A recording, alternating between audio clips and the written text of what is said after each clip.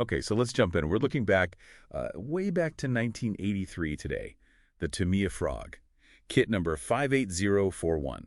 An absolute legend. Really defined that RC boom, didn't it? Purpose-built buggy, unlike anything before it for the mass market. Totally. But, Tamiya had this balancing act, right? Performance, yeah, but also cost, ease of assembly. That's the key. The ORV chassis, the Frog used it, so did the Subaru Brat, the Lancia Rally. It was clever, but those engineering compromises, they left some, let's say, well-known weak spots. Which where the aftermarket comes roaring in.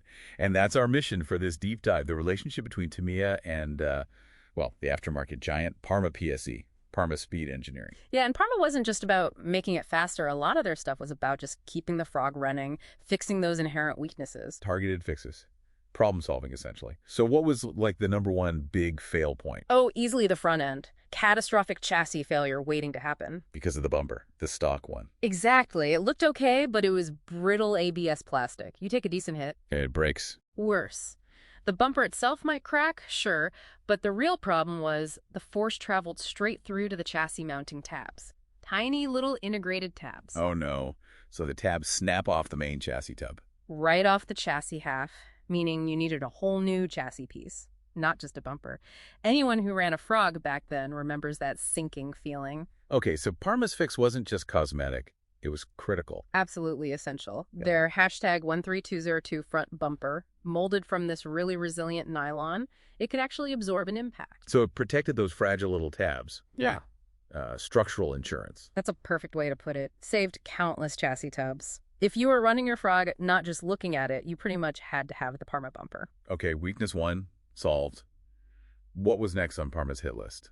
The drivetrain. Yep, the classic lost drive problem, especially in the rear. Tamiya used these plastic hexagonal wheel hubs. Just plastic hexes holding the wheels on? Yeah, and trying to transfer the power from the motor, the RS540S, which was pretty torquey for the time, or heaven forbid if you put in a modified motor. They just strip out. Constantly spin right inside the wheel. Instant failure.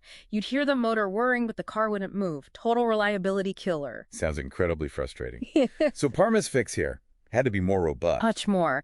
The Parma hashtag 12109 aluminum rear hubs, often called the positive drive hubs. Positive drive. They totally ditched the friction fit idea. These were mechanically locked. They used a steel drive pin that went through the axle, and then a little grub screw in the aluminum hub tightened down onto that pin. Oh, so a physical lock. No way to slip. Exactly. Solid power transfer. You could throw way more power at it, and they just held. A true reliability upgrade. Makes sense. Okay, so front end protected, rear drive reliable. But how did it handle the stock suspension, especially the front, wasn't great, was it? Notorious. The front had these inboard coil springs kind of tucked away inside, but crucially, zero oil dampers. None. Just springs. So Wait and see. unbelievably bouncy. Hit a bump, the front end would just pogo. Landing jumps. Forget about predictable controls all over the place. So Parma needed something more than just replacing a part here.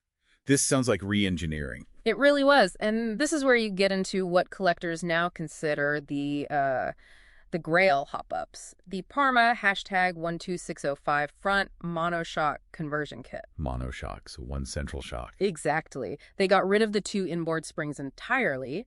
You'd install this bracketry, and it mounted a single, proper, oil-filled shock absorber right in the center, acting on both suspension arms. Wow, that's a huge change. Actual damping for the front end. A game changer. Suddenly, the Frog could actually handle bumps, land jumps smoothly. It transformed the car's handling characteristics. I bet. And once the core mechanical issues were sort of addressed, Parma looked at the aesthetics too, right? People wanted to personalize these things. Oh, absolutely. Customizing was huge. Parma fed right into that with things like the hashtag 12222 fog jumper, Lexan body. Lexan's so clear plastic you paint from the inside. Right. Gave it a much more aggressive, race-ready look compared to the stock body, let you do custom paint schemes, made your Frog unique. So looking back, Parma's parts really took the Frog from this fun but kind of fragile kit into something genuinely durable, tunable, and personal. They cemented its iconic status by making it truly usable, truly yours. It's fascinating, though, how the value of those parts has shifted over time. Isn't it? That's the real kicker. Back in the 80s, what did everyone buy?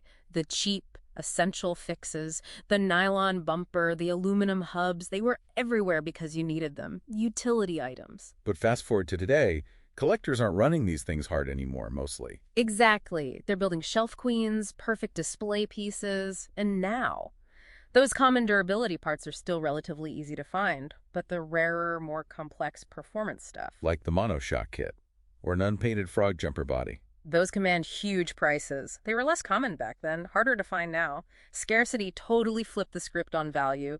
Performance and looks now trump basic durability for collectors. And trying to piece all this history together, it's not like reading a company manual, is it? Not at all. It's like industrial archaeology, really. You're digging through old magazines for ads, finding scattered forum posts, maybe getting lucky with some new old stock parts still in the package. There's no central archive. We're actively reconstructing this history, not just reading it. Precisely. We're building the narrative from these little plastic and metal artifacts, these echoes of a boom time. It really makes you think, doesn't it? How much of the history of these kinds of influential products, things that shaped a whole hobby or generation, might just be scattered bits and pieces waiting for someone to connect the dots, something for you to ponder maybe next time you stumble across some obscure vintage part.